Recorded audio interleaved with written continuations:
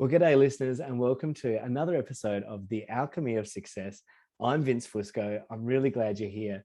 Today, I'm thrilled to be speaking with Dr. Fiona Tassoni, a registered doctor of Chinese medicine specializing in fertility. As a fertility coach with a master's degree in Chinese herbal medicine and 21 years of medical practice and over 32,000 hours of clinical experience, Dr. Fiona is able to offer her fertility clients an 80% success rate. Fiona is the founder of the Pregnancy Accelerator Program and the director and founder of Solaris Health, which is a leading fertility health center for acupuncture, traditional Chinese medicine, and herbal medicine. Fiona primarily focuses on women's reproductive health conditions such as infertility, natural conception and IVF assisted, pregnancy, preparation for birth, labor and postnatal care. Fiona also works with an array of complex health disorders such as endometriosis, ovulatory disorders, polycystic ovarian syndrome, pelvic inflammatory disease, problems with follicular phase at ovulation, problems with the luteal phase at implantation, fibroids, polyps, autoimmune diseases, anemia, morning sickness, and many more. Male fertility and declining sperm counts are also one of her specialty areas. So there's something for the guys too. Fiona has an empathic and compassionate approach to find a person or couple's tailored health solution while working intuitively from a totally integrative perspective. Fiona, I'm so thrilled to have you on the show today. There's so many things I cannot wait to speak on. Dr. Fiona Tassoni, welcome to the Alchemy of Success. Thank you, Vince. It's a pleasure to be here. Thank you for the invitation. You're so welcome. Your profile in not only, I guess, the community of fertility and your industry specifically piqued my interest when I came across it just at a time in, I guess, my life or my circle, family and friends. A lot of friends were trying for babies and are still trying for babies. So I came across your program and it just really fascinated me. And I'm so thrilled I get to sit with you today to not only pick your brain a little bit more about what you specialize in, especially the Chinese traditional medicine and the herbal medicine approach. But I want to know more about you personally and your journey as to how you got here. So Dr. Tassoni, where would you start? Well, originally I wanted to be a teacher. So my whole life I was preparing to be a primary school teacher. And I remember finishing school and going to Canberra University and doing one of my first pracs with little people and just thinking, this is not for me. Immediately. Just immediately went, this is not for me. All this time thinking this was my chosen vocation and then just thinking, oh my God, if this is my life, this is not for me. And I love little people, don't get me wrong. Absolutely. I went and spoke to the dean and said, I'm not interested in this course. And it's the first semester. And he said, look, I've just had a fourth year student come and tell me they're not interested in being a teacher. So better that you leave now. Then 4 years down the track. And wait for you. Yes. So I signed myself out of university to my parents' dismay and said, hey, I'm coming home. And my parents were mortified because I didn't discuss it with them. So they said, we're not going to support you. So I literally came home, and I was living in Dubbo at the time with my parents, and got my jewelry, picked up my grandmother's car and drove to Sydney saying hi to my grandmother along the way, and found a job in Sydney as a dental nurse. Now, I just needed to find a job, back then it was like literally I need to get some bickies in the tin. Yep. Well, the dental nurse for about 9 months and looking into people's mouths thinking, this is not for me either. Because I was Miss Chattybox, always getting in trouble by the, I think that's so funny. Miss Chattybox in a dental surgery, because obviously they're not talking back to you. It's just lots of muffled conversation. Not a good mix. Not a good mix. No, so that wasn't for me. So I literally came home back to Dubbo. So I was living in Sydney at the time and came back to Dubbo and thought, right, I'm going to go overseas. This is what I'm going to do. But I'm going to have to save up the money, right? So I didn't really have a skill set. So at that time, I started working as a florist at Jan's Flowers, and I started making flower arrangements. Now, I did Valentine's Day, Mother's Day, and thought, this is the hardest job on the planet, physically debilitating, even though I thought I was a creative person and I love flowers. It was not for me either. So I thought, right, okay, I played classical piano and I went to 8th grade and I should have really finished that. But anyway, long story short, I went and did a secretarial course And I applied to a law firm and just became the receptionist at Peacock Dickinson Price in Dubbo, New South Wales. And I worked there for the next 2 years, saving up the money to go overseas. And I thought it was a great thing to do, like a great, rather than go into hospitality. And, you know, a lot of my mates, they poured beers and worked in pubs and things. I thought having that secretarial background meant that I could earn more money while I was working overseas. Totally. So that's what I did, saved up the money, went overseas and worked as a legal PA in London for the next couple of years before coming back to Melbourne after having some acupuncture, this is the turning point, the aha moment. I had some acupuncture from a really bad skiing accident that I'd had like 5 years before. I was 15 years old. So I was 21 at the time, really bad back pain. And I had acupuncture and literally it changed my life. It was that aha moment where I thought, wow, I'm not going to study law, because I was literally going to come back and study law. The law firm that I'd worked for had agreed to sponsor me. So amazing. I did a full 360 out of law and into health, and got the prospectus to study Chinese medicine in Australia because it fixed my back. 6 years of pain and 2 sessions. So I went, wow, Chinese medicine and the Tao Te Ching became my Bible. Sign me up. Absolutely. Sign me up. That's where, absolutely. When you have that moment, and I want to talk more about that specifically, and before we get into that journey, wow, what an incredible start. So this is all between, like you just said, like 15 to 21, like straight out of school, university.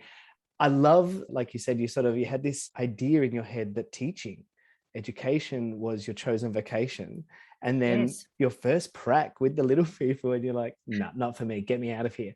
From not only that, let's talk about the expectation. What did you have in your mind of what teaching was going to be? And what was it that then made you in that moment say, not for me? Like what was it? Was it the children? Was it what was it? I think it was having children have tantrums, and I don't like getting angry or punishing people.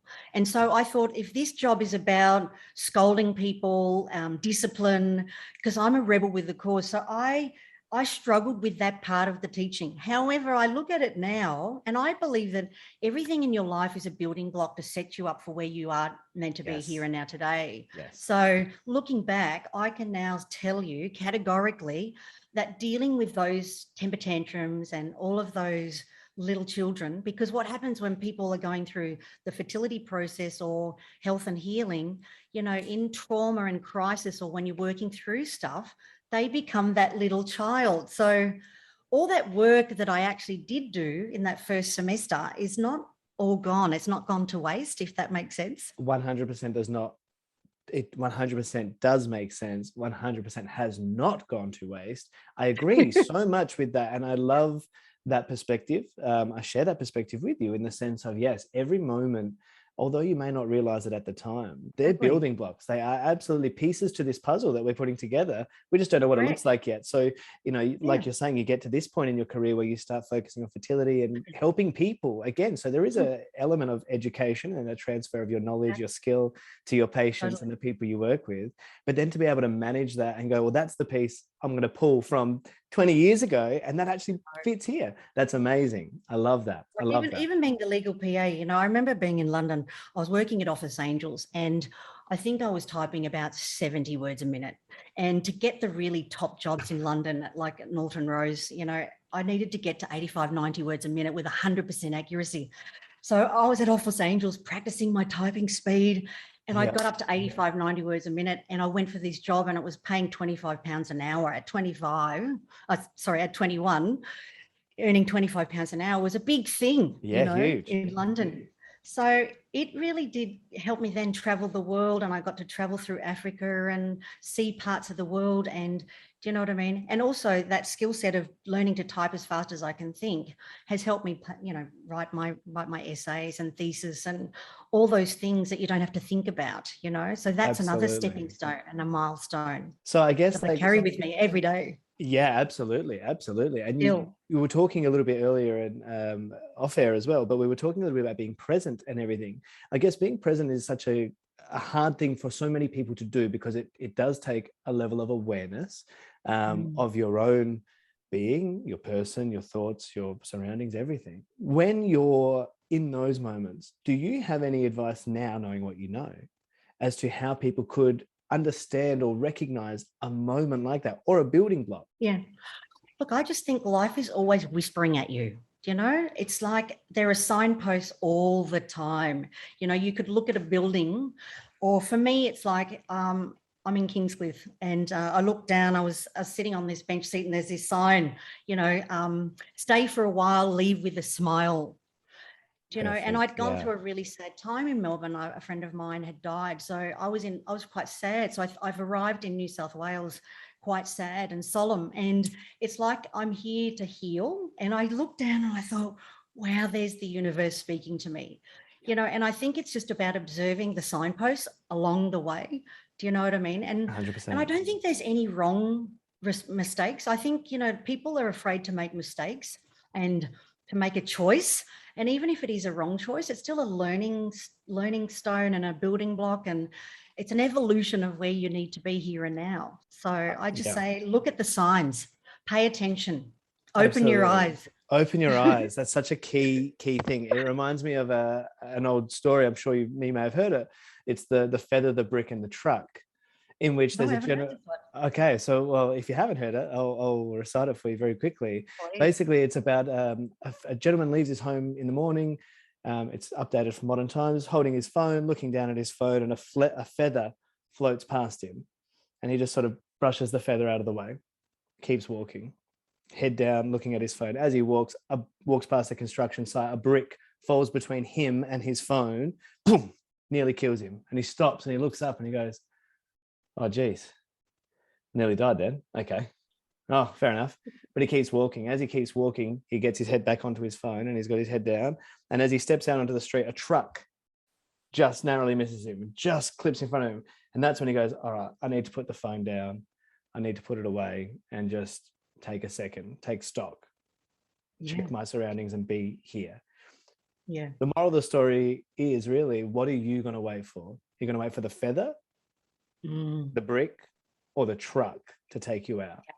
At what point will you choose to acknowledge and be present? Like you said, look for those little things, whatever they might be. It might be a feather, it might be the sun shining through your window, it might be a song on the radio, could be anything. But I love the way that you articulate it, that the universe is always whispering at you. I think that's a beautiful way of putting it. I've always said the universe speaks, you've just got to know how to listen. In that same way of, what is it that you're looking for and what is it that's being presented. I love again, coming back to, people are so scared to make these wrong decisions. When it comes to these stepping stones that we don't realize, or these building blocks in our life, in our journey, whatever it looks like, what do you, I guess, how do I articulate that? With all of that, whether you're making a decision or not, do you then also would believe then that the universe will correct that? So you make the decision, make it right or wrong. Either way, you will learn what you need to learn from that, and it will be corrected. In the sense of, you'll take something from that. If not the right place, what will you learn from it that you will take on the journey?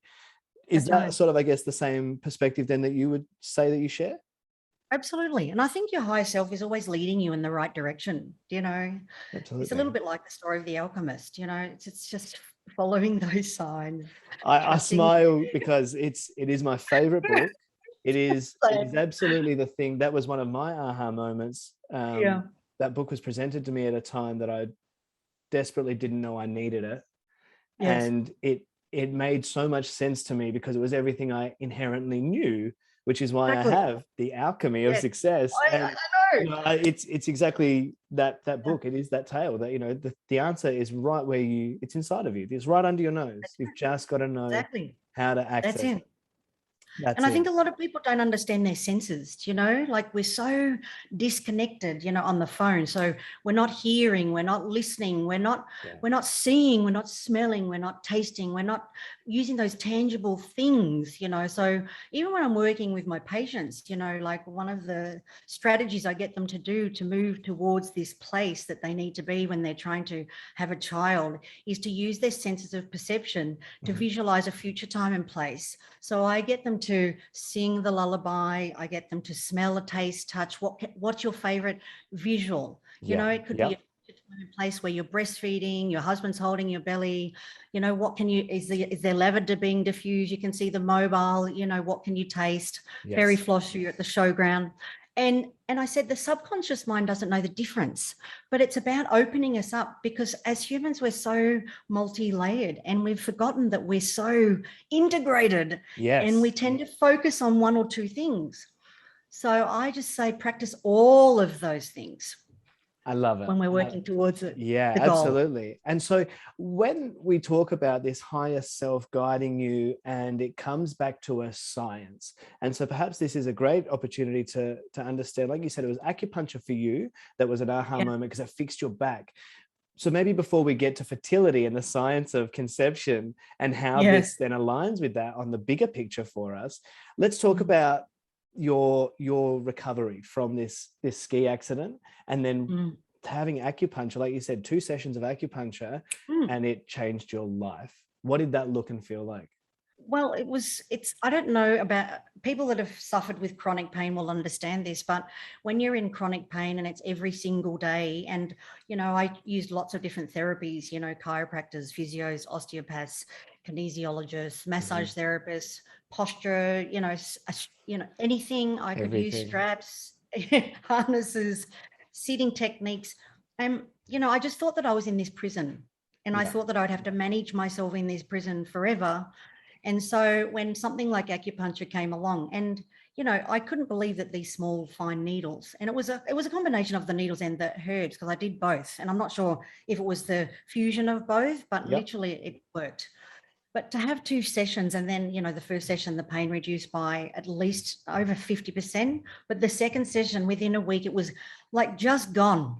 So tears flowed. I think I cried for Babylon. I cried because I cried because that they were happy tears. It was just like the it's biggest. that release. It's that energetic block as well that you've just released. Absolutely. You've held that tension. I Correct. resonate immensely. I've been a sufferer of chronic pain for the last 15 years, Oh, wow. more so with the chronic migraine, which has only in the last 2 years, I've been diagnosed with a genetic chronic migraine condition. So much like yourself, feeling like I was in this prison of like, what's causing the attack on the nervous system, the whole pain across my entire body every day. Like I was a performer, an actor on tour, I know what my body can do, but I was then restricted immediately. And so it's funny, as you say, I've tried everything like physio, kinesiologist, chiropractor, just like yourself. I know that exact experience as anybody with chronic pain would.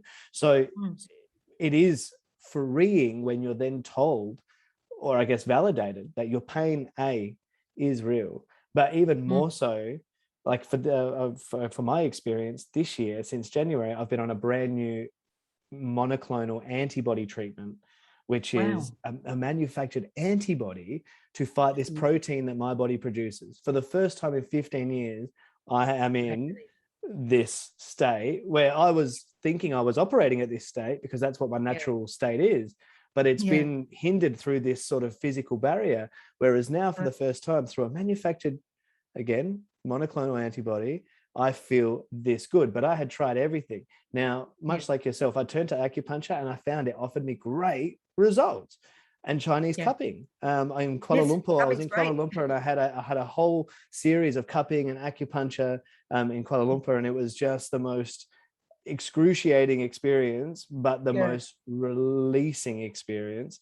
And then when you find relief for pain that you've held without knowing you've held it, of course those tears are going to flow. So it makes sense that you're having that emotional, physical, physiological release on every level.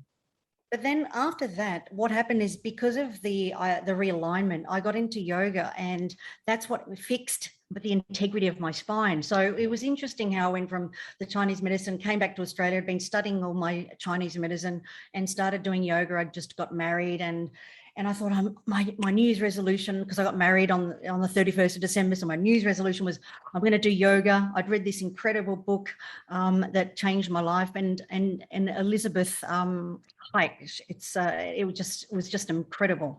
That changed my life. That got me into this yoga path. So I then studied teacher training in yoga to rehabilitate the spine and that integrity of the spine. And it literally took me another, I would say, 6 years to fix the spine completely, like as in make it really super strong.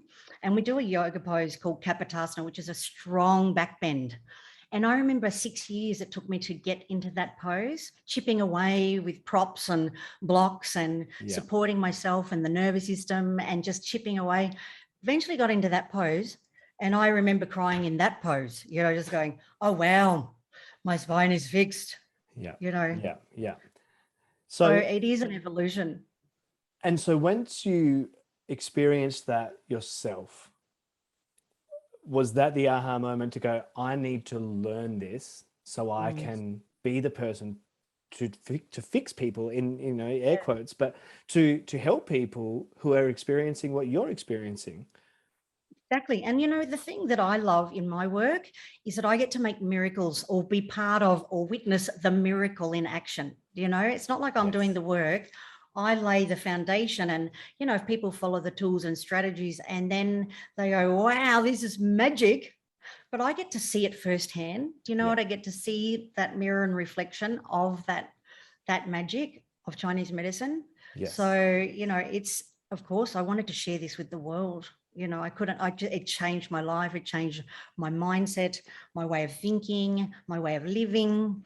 It's then you want to share that with everybody. So, it's really nice to make a difference in people's lives and see them light up when they've been in so much pain or they've been struggling to conceive for so long or whatever the journey is. Yeah. So it's, Well, magical. so let's talk about those changes. What kind of, I guess, changes did it make to your lifestyle, your mindset? What was it before? What was it after? What is it now? Yeah.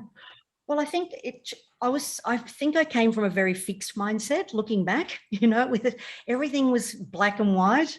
I remember being on the school team and used to debate at school, and it was just very black and white, even though we'd have to go for and against on things, but I was very fixed in how I thought about things and my opinions.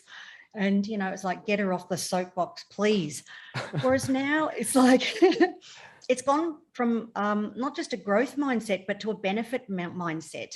The Chinese medicine is just, it's like, give me the growth to share, but also now it's like, how can I make a difference? How can I be of service in your life? So that's that benefit mindset that's been amazing. I love that. Because I really was so black and white. And so what is that? Could you give me an example? Like, what does that look like as far as like for you? What was an example where you were black and white, but maybe now you're not so more? Well, for little things, I was so, when I was in so much pain and I tried every modality. So I went into the Chinese medicine saying, this is not going to work.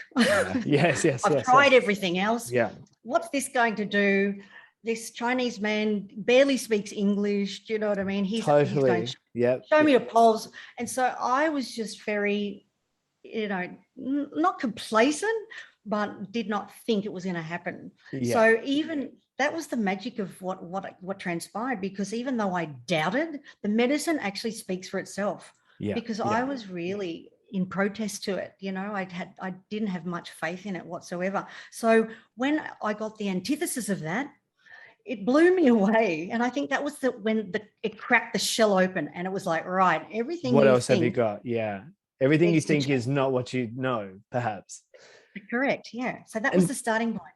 And so tell me more about then, what are the next steps for not only yourself? How do you then dive into traditional Chinese medicine in Australia, especially like you said, like to get a license to practice it?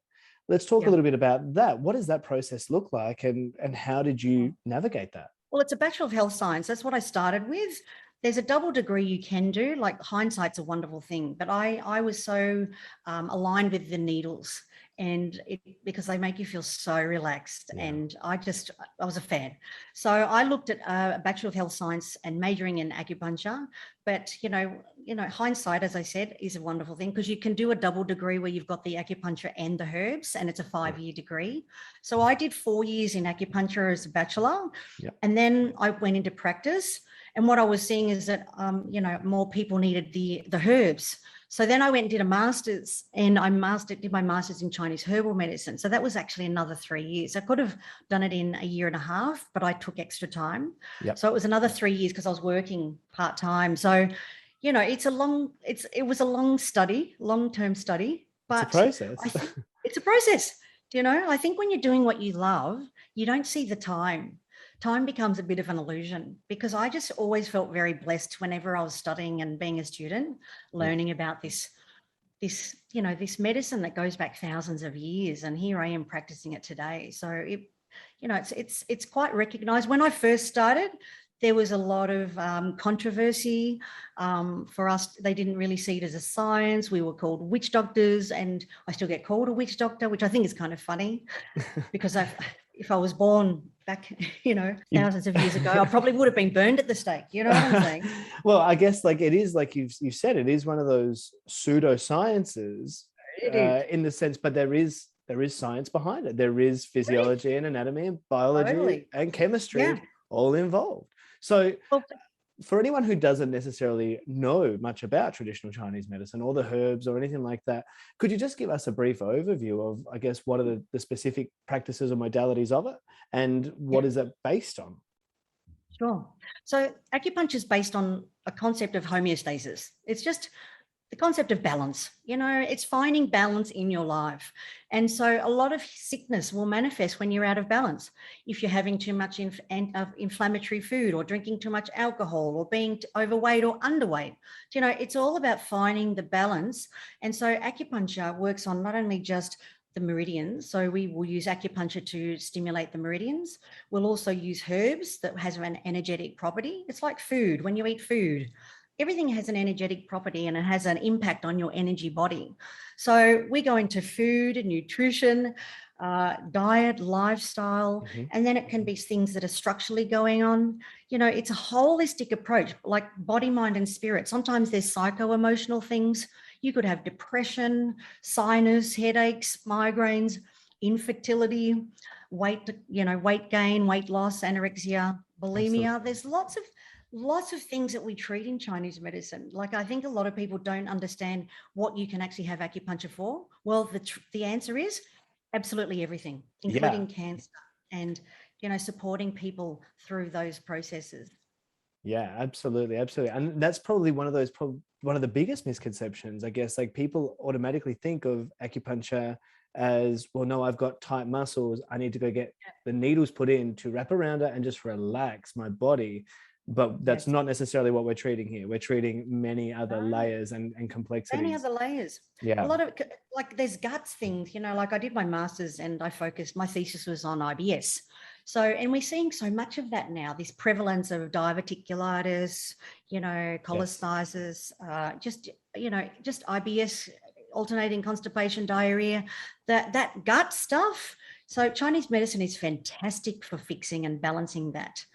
It's got a wealth of knowledge in terms of nutrition, looking at the thermal nature of foods, looking at how even little things, looking at how you breathe, calming your nervous system, regulating your sleep, balancing hormones, not just looking at the structural spine and, balancing your hips and, you know what I mean, doing the trigger points. It's actually so much more than that.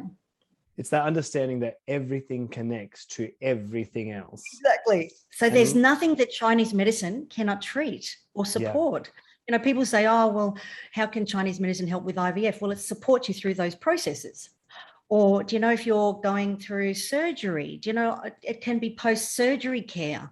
Yeah, so it's like working in conjunction with other professionals, so we work as a team, with GPs, with fertility clinics. It's becoming a real holistic practice nowadays. Yeah, absolutely. And a great one to be included in maybe your care plan if you are considering. I know for our experience, I can speak to only mine and my own and my wife's. Like, we did like hypnobirthing as part of our practice for our first child as well. But I guess being open to any practice like that, or being able to at least include a non-standard health practitioner, I guess, like you said, like someone who sits outside of that GP, OB, OBGYN, for your care plan or your fertility journey, it can offer so much more to your mind, body, and spirit. There's also other little things that is involved in the Chinese medicine, like the cupping, as you mentioned. Yeah, I'd love to know more.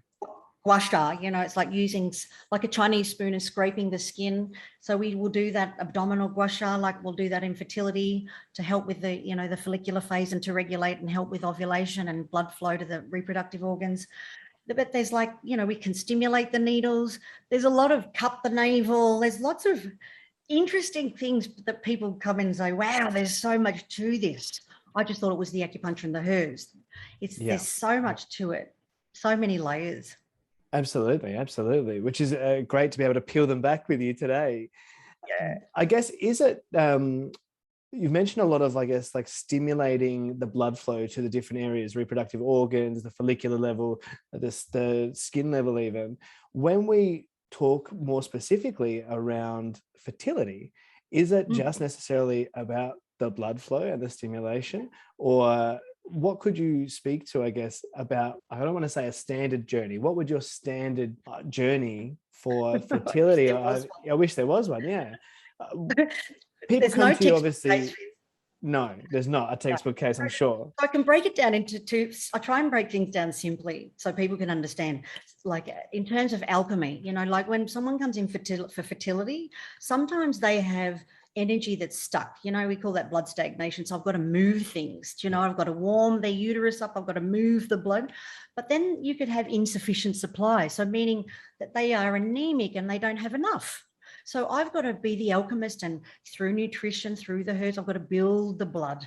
It's not just always moving. Sometimes it's also about nourishing and building and supporting and harmonizing. Do you know what I mean? Yes, absolutely. Harmonizing. Yeah. I think that's another great way of putting it for someone. Simply, like you said, what would you say if they weren't necessarily coming in for a holistic approach with yourself in this, alchemic concoction of lifestyle elements? If they were just wanting to look at your approach as part of, do they then have to they have to find the balance of diet, lifestyle, emotional outlet, physical outlet, in social connection? How would you approach that? If they do you try to work with your patients in all areas, or do you find that some people are less inclined to do that and they focus more on just the fertility side of it? Well, the thing is that it's so integrative. So a lot of the time, the emotional part is the block, why the uterus is not being receptive. So we've got to open up the emotions. So part of it can be just listening and wiping tears, them not believing. So there's that emotional component, and you've got to understand through your diagnostic tools of assessment what's needed. Sometimes they need to speak. They actually just need to speak and get it off their chest because they haven't spoken to someone in all this time. Or sometimes they just need to be silent, no speaking. Yeah. And then you work on the physicality. It's really dependent on the tools and strategies, how we diagnose you. So there's times when we have to speak, times when we don't speak, times when it's very physical, where I'm cupping the navel, I'm rubbing the ITBs, or other times where I'm just really calming the nervous system, putting some moxicone on your belly and just leaving you to be still, to receive. It's very interesting, what's needed. It's very tailorized by each person. On the individual, obviously, depending on what they need. Yeah, absolutely. But it's still integrative. There's always going to be a component where we're going to see how are you feeling, what emotions are coming up, even if you don't want to talk about them. Where are you feeling in the body? Can you give it a color, a texture, a taste? Do you know what I mean? There's so many integrative ways that we kind of open things up. But yes, we'll always address the emotions. We're always going to address the physicality, like structural, physical things. Because if you have back pain or, like my injury, trying to conceive with an injury, you've got so much inflammation. So trying to have implantation with an inflammatory chronic pain condition is so difficult. So a lot of the time it's like a strategy where you sort of open the layers, peel off the onion and just go, all right, we're going to focus on the pain first, and then we'll do the nourishing and harmonizing. And then sometimes people that never speak to me start speaking and say, I can't believe I'm talking to you. I can't believe I'm opening up like this. And for you, I guess, and it absolutely is. What I would love to go back to is that question earlier around, let's say the building blocks that are preparing us for our journey without us knowing. And then we get to this point where we're trying to conceive or perhaps are having difficulty with infertility for whatever reason, when it comes back to a science mind, do you find with any, I guess, like you, that pessimism of traditional approach, traditional holistic medicine, do you find you have to like break through a science level of the why me? Why can't we get pregnant? What's wrong with my body? My body is what's the problem, not my mind. How do you approach that yourself? Yeah. Look, I think it's belief system shifting, and it depends on the person. So if they've got an analytical mind, then I have to use analytical language, and I'll use Western terms to break it down so they can understand, so I'll break down the building blocks, like you need your protein, your carbs and your fats. And these are the building blocks to be a human. Even if you are not conceiving, we want to improve your quality of life. Yeah. So I'll break it down in a real Western language, and because if I talk about chi and blood stasis, I could lose some people. Yeah. And I think that's what I'm getting to. I can see, So I know that there would be many who would be, again, like you said, pessimistic, be like, nah, not for us. It's very dependent. So, I'll use words like things are stuck, you're feeling stiffness in the neck, you've got to break it down simply, really simple terms sometimes, so people can understand the language. And then you can start to infuse things in. Like Chinese medicine is very poetic, these beautiful metaphors and storytelling. And eventually people start, I think you just got to drop it in a little bit, we have a metaphor, the uterus is the palace for the child. Whereas in Western medicine, it's called an unnecessary organ. And I think I would prefer the beautiful metaphor. Sometimes it's nice to drop those beautiful metaphors in when people are really down and out. You don't want to say your uterus is unnecessary. Do you know that? Yeah, we want to absolutely. say, this is the palace. We're going to light up the palace. We're going to put some moxa on the belly. You're going to breathe into the palace. And what would you put in the palace? If you were going to adorn your palace and the baby room, what would you be thinking about? And so it's just trying to get people into that mindset. Yeah. So important. With the approach to that, is there a time frame? So if I was to say, if I was a couple coming in, I said, Doc, I'm not having any luck here. There's not a time frame you can put on that, surely, because would it come back to their own processing of their harmonizing? Absolutely. Look, if people follow the formula, right, and if I can't get somebody pregnant within 6 months, there's a problem. There could be, structural problems, but normally I'll get all of those ticks anyway before they start with me. Scans, Yeah. do you know what I mean? But, if we're just looking at, as a layman, if you're not getting pregnant in 6 to 12 months, then you need to investigate. You need to investigate what the problem is, whether it's a sperm issue, whether it's an ovulation issue, whether it's a gynecological structural issue with your uterus. Sometimes we've got heart-shaped uteruses, like a bicornuate uterus. There's certain things that you just need to look at. But yeah, as a general rule of thumb, I would say if things aren't happening in 6 months and you're 35, there's a problem. But over 35, I usually like to give yourself a year.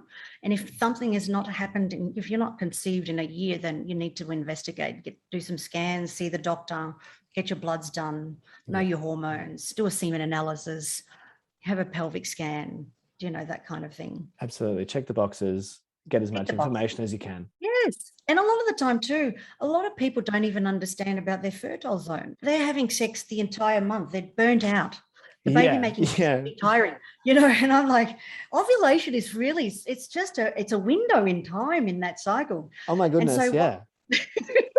We learned this, like we were saying, how in our first pregnancy journey, my wife, bless her, brought everything into the house as far as like the information and the books, and we learned about the ovulation window, and you got 3 days here, and this is when we're going to get ready, and it's funny because we went to, after a small period of time, we attend those seminars on fertility, infertility, and you watch these videos that are like dauntingly, they look like a Hollywood production of awful doomsday, where it's all like, it's really hard to get you pregnant.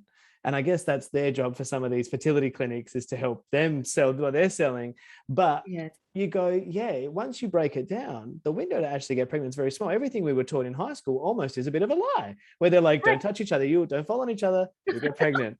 But the actual act of it is so hard. And that's why I guess, like, I love that you said earlier, you get to witness these miracles, you get to see these things. And now I believe that, yes, every life, or just that the fact that we are alive is a miracle. It's a miracle in itself, that all these things come together and we can do this.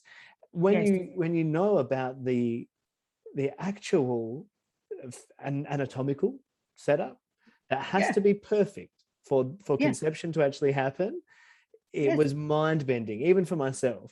And I know that, like you said, baby making sex is hard. That's hard work, and it is. But you go, well, it's funny, when you're in that window of ovulation, if you're not doing it all month, like you're saying some people do, but if you are focused on just that 3-day, say, window, oh my goodness. I've got some blokes that I know, myself included, who definitely were just a bit like, hey, I feel like a work horse today, but we've got to get it done.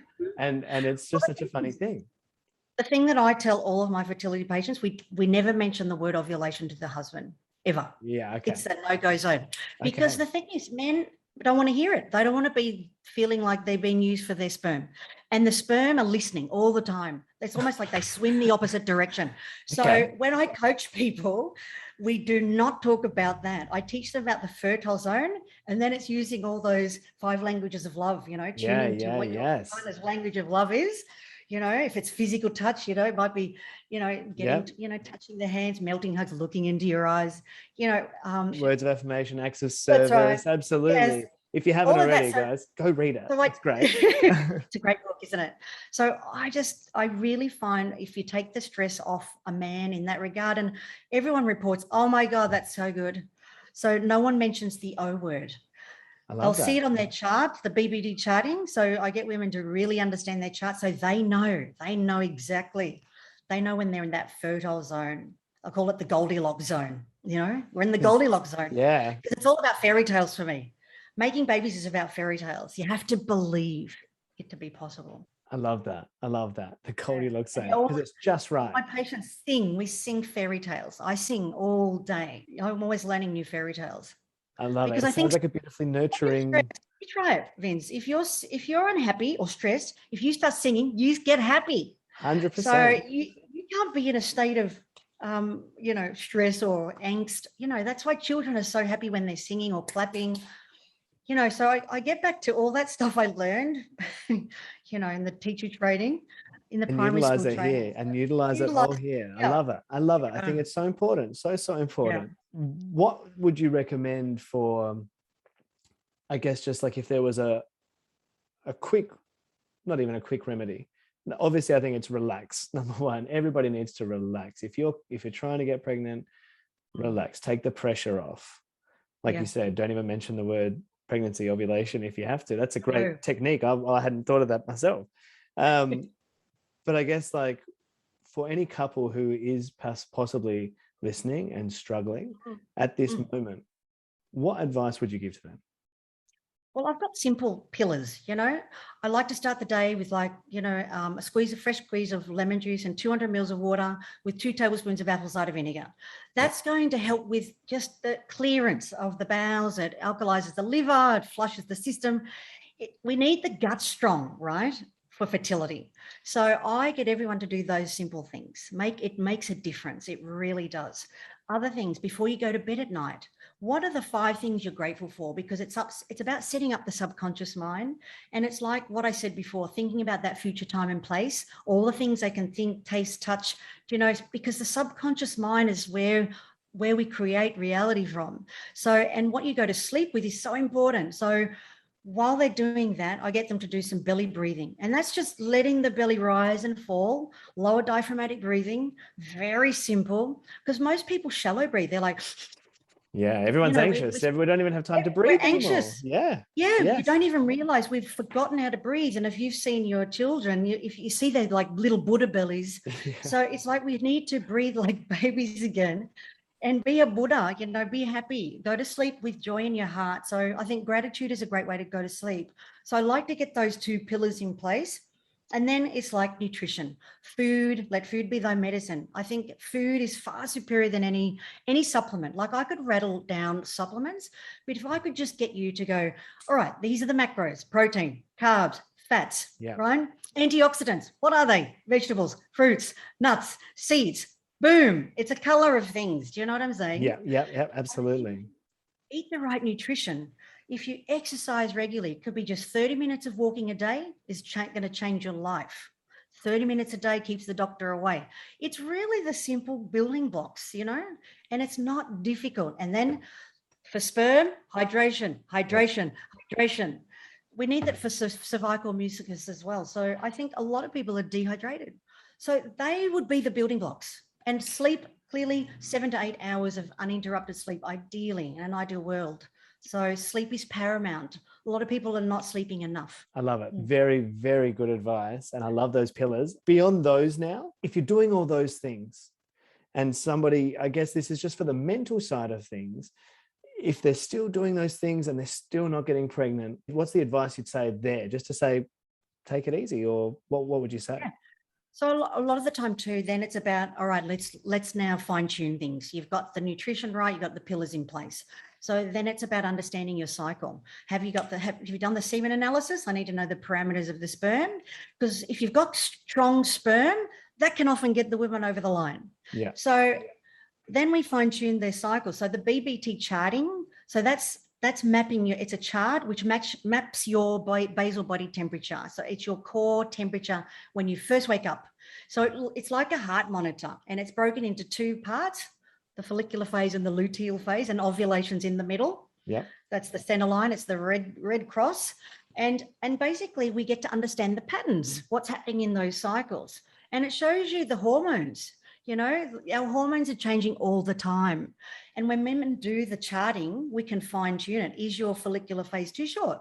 Is it too long? Is it like a sawtooth? Is it really low in temperature? Like if the temperature's low, it could be thyroid issues. Yeah. And then it's like same in the second phase, in the luteal phase. Is it short? Is it long? And why? Is it too hot or is it too cold? Because literally you need those eggs to warm up and you know, implant into the uterus. Yeah. So, you know, you've got to warm things up. So some women can be too cold.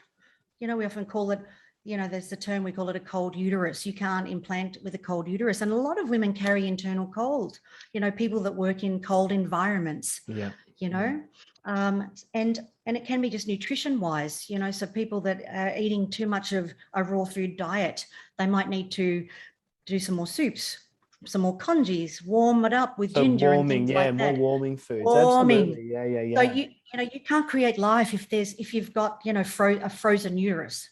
So sometimes you've got to warm the uterus up. Just simple as that. It's really quite basic. Chinese medicine sounds really simple, but it's the diagnosis. If you get the diagnosis right, magic happens. And I think, you know, there is something beautiful to the simplicity, again in air quotes, because these are all things that are requirements to survive and live a healthy, balanced life. And the beauty is being a human is that we are organic living matter. Yes. And it can change. So, you know, it's like, I mean, I love this, you know, quote, you know, insanity is when you keep doing the same thing over and over again. And expect a different result. Yeah. Like I have one patient at the moment, and she's in North Carolina. She had such a bad gut. She's had gut issues for 7 years. I got her just doing the apple cider vinegar with the lemon water. Within 1 week, her IBS is fixed. She's like, it can't be that simple. I said, it is that simple. It is that simple. Often it is that simple. So, you know, applying these strategies and tools, I think people, if they actually do the work, you'll get the result that you want. Which comes back with anything. It's got to be application. You've got to be applying yourself, and consistency. Correct. You can't expect to drink 1 glass of apple cider vinegar and lemon juice and fix it. It's got to be that week, and then consistent practice. It's got to be maintained, like everything. It's a what do you call it? It's a remedy for success. So it's something that you can do. And this is why I try and make it simple for people. I want you to plan to win, not plan to fail. So I want to make your life so simple that you can do it every day on repeat and enjoy it. Yes, yes, yes. That's the alchemy of success in fertility. It's about finding this recipe with this simple formula, but do it every day with joy in your heart, sing your lullaby, and let's make a baby.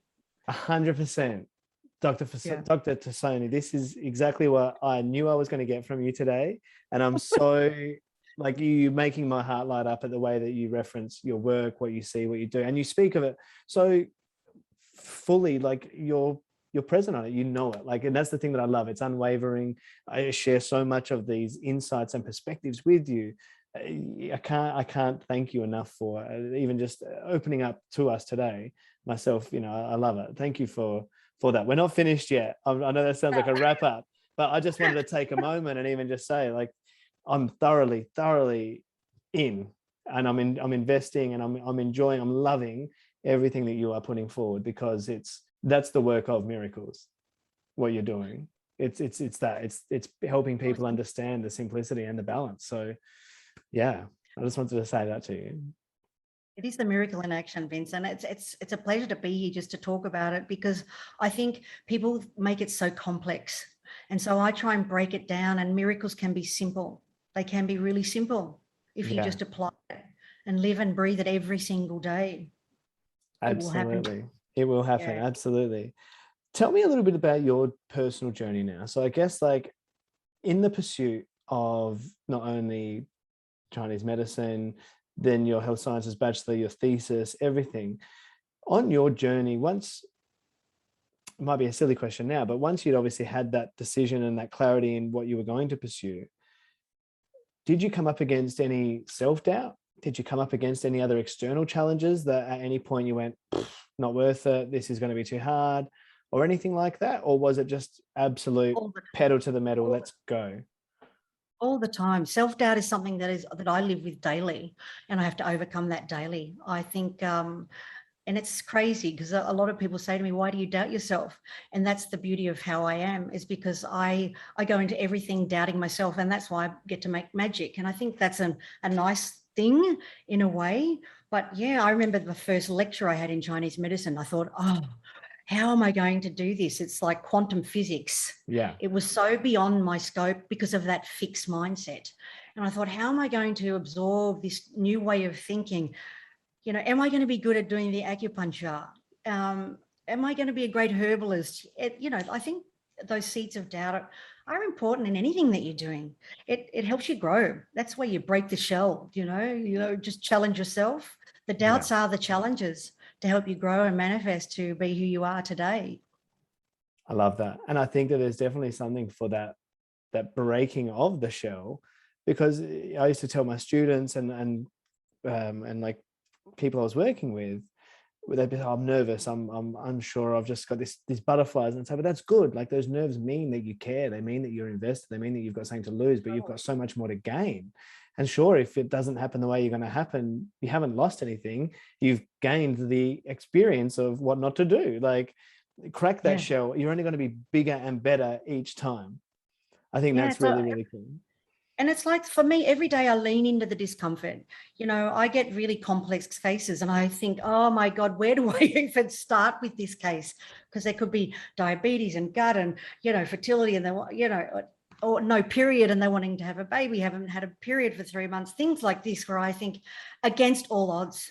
So I just lean into the comfort and it's just make a start. It's like, so the process that my clients are going through, I'm going through it with them. Yeah. The same. Mirror, mirror. Yeah. And you mentioned that earlier, that mirror, mirror, the reflection of the miracle that's happening in front of you, the unblocking, the opening up of your patients to not only the physical realm and, creating a nurturing, nourishing uterus, but also then the mindset, the lifestyle, everything comes with them. Dr. Tassoni, I won't keep you too much longer today. I have 10 more questions that I end every episode with that I would love to ask you before I let you go. Okay, here we go. What is your favorite word? Serendipitous. Beautiful word. Love that. I love that word. What is your least favorite word? Whatever. Whatever? I hate complacency. And if someone says to me, whatever, it drives me insane. Whatever would be my least favorite word. I love that. I must have been like 50, I want to say 14 or 15 years old. And that was when whatever was really big. And my big sister, she said, if you say whatever again, you're gonna know about it. And I don't think I've said it ever since then. Whatever. That's a good one. Yeah, I agree with what you're saying though, because it does represent a very high degree of complacency. It's dismissive. Yeah. I take it offensively. I like that. I like that you take it offensively. I like that you value that. Oh yeah. What turns you on creatively, spiritually, or emotionally? Ludovico Iannardi. He's my favorite Italian composer and pianist. I saw his 7 Days Walking, and I'm listening to that every day. Yeah. It takes my breath away. Body, mind, spirit. If I need to get into a creative process, if I listen to Ludovico, it's magical. Beautiful. I'll have to get you to send the link on. We'll link that to everybody. We say, go experience this. Yes. What turns you off? Garden blowers. They drive me insane. Garden blowers? Like a garden blowers. Garden blowers, on a Sunday, or just when you're about to do something, or a podcast, and yeah, that's fair. I just don't see what or you're about to have a nap, or you just put your child down, the garden blowers. Yeah. I relate too much. It's too real. Yeah. What is your favorite curse word? Vaffanculo. I love it. You're a good Italian girl at heart. I love it. What sound or noise do you love? Raindrops. I've always loved the rain, the sound of rain, the sound of water dripping. It's beautiful. I love that. What sound or noise do you hate? Screeching noise. So it could be like things like, screeching brakes, or, someone scratching down the blackboard when you're at high school. Yes. Yeah, plates someone scratching cutlery. Plates and cutlery. Yeah. I'm with you on that. It gives me the heebie-jeebies. Same. Makes my skin crawl. Yuck. Yeah. Okay. Yeah. What profession other than your own would you like to attempt? A pilot, without a doubt. Oof. Why a pilot? Well, one of my best friends, he's 85. He was a captain over Ansett, and he came to my clinic and he had the worst sciatica, depression, elbow. And I said to him, it was in the Ansett collapse. And I said to him, you need to get back in the air and teach kids how to fly. He said, it's over for me. And I said, I'm going to get you back in the air. And he said, if I get back in the air, I'll teach you how to fly. So he taught me to fly planes, just small planes, clearly. And I'm not solo, but, I've come out of the grid and I love flying. It's so exhilarating. Oh my goodness. Another time, another place, I would fly planes. Amazing. That's a whole other podcast we should talk about. What profession would you not like to attempt? A politician. I would hate to be a politician. You'll be amazed at how often I get that answer. Really? Yeah. A lot of people do not want to be. I would not, especially not. That or a priest, politician or a priest. That's fair. And lucky last, if heaven exists, what would you like to hear God say when you arrive at the pearly gates? Welcome home. It's beautiful. That's a beautiful welcome and a beautiful end to what has been, I can only describe as a wonderful conversation with you today. Dr. Fiona Tassoni, thank you so much for your time, your candid, your spirit, and you're generous with everything that you've offered today. It's been wonderful. If you would like more information, please visit pregnancyaccelerator.com, or you can follow her on Instagram at /Dr. Tassoni. That's TASSONI, Dr. Fiona Tassoni. I look forward to speaking with you again very soon. Thank you so much, Vince. It's been a pleasure. Namaste. Namaste.